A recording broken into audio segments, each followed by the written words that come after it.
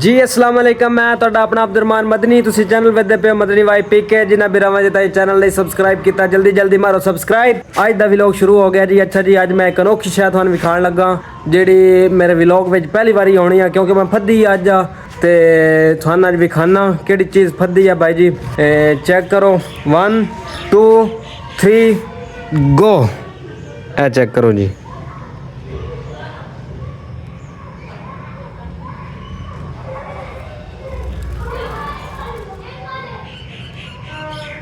ਇਹ ਬਾਈ ਜੀ ਚਿੜੀ ਦਾ ਬੱਚਾ ਹੈ। ਇਹ ਕਿਦੋਂ ਫਦਿਆ ਮੈਂ ਤੁਹਾਨੂੰ ਸਾਰੀ ਗੱਲ ਦੱਸਦਾ। ਸਾਡੀ ਮਸਜਿਦ ਵਿੱਚ ਜਿੱਥੇ ਮੈਂ ਡਿਊਟੀ ਕਰਦਾ ਉੱਥਾ ਇਹ ਮਸਜਿਦ ਦੇ ਵਿੱਚ ਹੀ ਨਾ ਜਨਾਬ ਆਪਣੇ ਇਹ ਹੈ ਬੱਚੇ ਹੀ ਅਜੇ ਤੇ ਇਹਦੀ ਜਿਹੜੇ ਮਾਂ ਪਿਓ ਹੈ ਨਾ ਉਹ ਮਸਜਿਦ ਦੇ ਵਿੱਚ ਹੀ ਨਾਲ ਨਾ ਬਣਾਇਆ ਹੋਇਆ ਤੇ ਉੱਥੇ ਬੜਾ ਤੰਗ ਕਰਦੇ ਆ। ਔਰ ਮਸਜਿਦ ਦੇ ਵਿੱਚ ਹੀ ਫਿਰ ਵਿਠਾ ਸ਼ਿਟਾਂ ਔਰ ਮਸਜਿਦ ਦੇ ਵਿੱਚ ਨਮਾਜ਼ੀਆਂ ਤੰਗ ਕਰਨਾ, ਚੂੰ ਚੂੰ ਲਾਈ ਰੱਖਣੀ ਤੇ जुम्मे दड़े भी ना बड़ा तंग किया। मैं फद लिया, मैं आख्या जी इन फद के अपने कोल रखते हैं, हिलाण की कोशिश करते हैं सोहना करके हिल वंजे तो फिर इंशाल्लाह हर व्लॉग विच औसी करसी।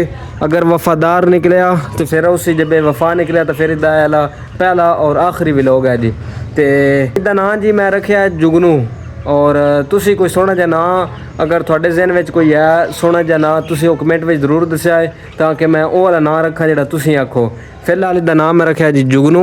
और माशाल्लाह अजे हिलाण की कोशिश कर रहे हैं जी, अल्लाह करे तो हिल जाए उड्डे छुड्डे नाम मेरे को। तो फिर इंशाल्लाह हर व्लॉग विच उसी अज तो बस इतनी अपडेट देनी है जी कि मैं अपना एक चिड़ी का बच्चा जिहड़ा नहीं पालिया रखा। और दुआ करो अल्लाह पाक करे तो सही हिल जाए मेरे को। उस तो बाद इंशाल्लाह हर व्लॉग विच उसी इदा नाम जिहड़ा नहीं जी कमेंट में जरूर दस्सिया इदा नाम क्या रखना चाहिए। तो आज की वीडियो इत्थे करने एंड। अगर वीडियो चंगी लगी हो वीडियो लाइक शेयर कमेंट और सबसक्राइब जरूर करें। मिलते हैं इंशाल्लाह। अगर कॉल रहा तो फिर इन भी व्लॉग विच लैके उसा जी, जे ना रहा तो फिर कल ही उसा मिलते हैं इंशाल्लाह एक नवी वीडियो नाल। अस्सलामु अलैकुम।